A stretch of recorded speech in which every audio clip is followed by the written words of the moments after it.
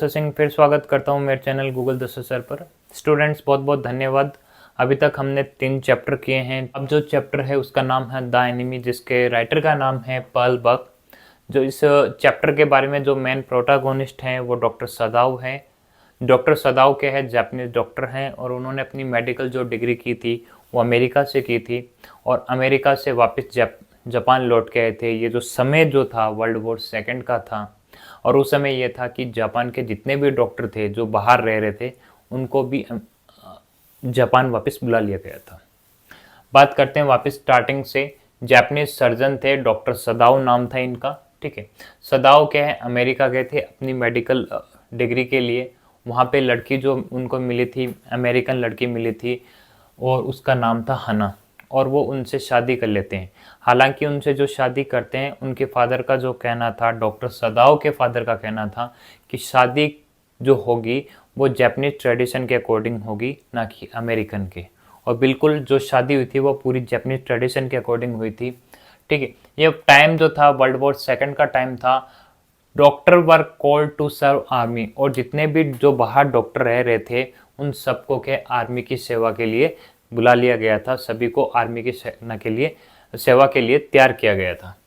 Doctor सदाव already सेना के old general थे, उनका ट्रीटमेंट कर रहे थे, क्योंकि डॉक्टर सदाव जो थे वो सर्जन थे। ठीक है, और बताया जाता है कि ओल्ड जो जनरल थे उनकी हालात बहुत ख़राब थी, एकदम मृत्यु के निकट थे, उन डेथ बेड थे। फिर उसके बाद में क्या हुआ, एक दिन उनके एक अचानक ही पूरी लाइफ में चेंजेस आते हैं डॉक्टर सदाव के। चेंजेस ये आया कि एक अमेरिकन नेवी मैन था और वो समुद्र के रास्ते से इसके घर की तरफ आ रहा था। किसके?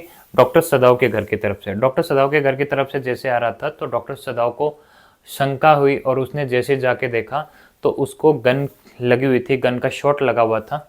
ठीक है, और उसकी हालत इतनी खराब थी कि वो कहीं ना कहीं मरने वाला था। अब सदाव उसको देख के ये सोच रहा था कि इसकी हेल्प करूं या ना करूं। बिकॉज ऑफ एनिमी उसके दिमाग में ये चल रहा था कि इसकी हेल्प नहीं करनी है, लेकिन उस डॉक्टर होने के नाते, एक ह्यूमैनिटी के नाते उसने मेडिकल हेल्प उसकी की थी। उसने आपके घर पे लेके आया और उसकी हेल्प करनी शुरू की। He knew he is in danger by helping enemy, और ये डॉक्टर सदाव बिल्कुल अच्छी तरीके से जानता था कि क्यों कि वो जैसे हेल्प उसकी कर रहा है तो उसकी लाइफ बिल्कुल डेंजर में है।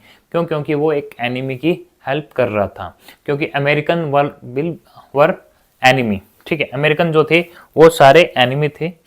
सर्वेंट लीव, और उसके जो डॉक्टर सदाव के जो घर पे जो नौकर रहते थे, सर्वेंट रहते थे, वो भी उसको छोड़ के चले गए थे। उनकी एक ही शर्त थी कि ये इंसान जब तक अमेरिकन इंसान रहेगा हम यहाँ पे नहीं रहेंगे। धीरे धीरे वो सोल्जर की हेल्थ रिकवर होती गई, वापस सही होती गई, लेकिन ये बात जनरल को पता चल जाती है और डॉक्टर जनरल से मिलने जाता है और जनरल उसको कहता है कि मैं मेरे प्राइवेट असेसिन, प्राइवेट जो हत्यारे हैं उनको तुम्हारे घर पे भेजूंगा, गेट खुला रखना, रात को आएंगे और वो उसको मार देंगे। इस बात के लिए सहमत हो जाते हैं और लेकिन वो प्राइवेट असेसिन उसके घर पर नहीं आ पाते हैं और उसके बाद में उसके अंदर फिर ह्यूमैनिटी आती है और वो चाहता है कि उसकी मौत ना हो, तो वो डॉक्टर उसकी हेल्प करता है वहाँ से निकलने के लिए और वो बिल्कुल एक शिप, एक बोट की इंतज़ाम करता है और उसको वहाँ से दूसरी जगह शिफ्ट करता है और उसको बताता है कि कैसे आपको यहाँ से दूसरी जगह जाना है और बाय दिस ह्यूमैनिटी वो उसकी बिल्कुल हेल्प करता है उससे वहाँ से निकलने के लिए। ये चैप्टर था। Thank you very much.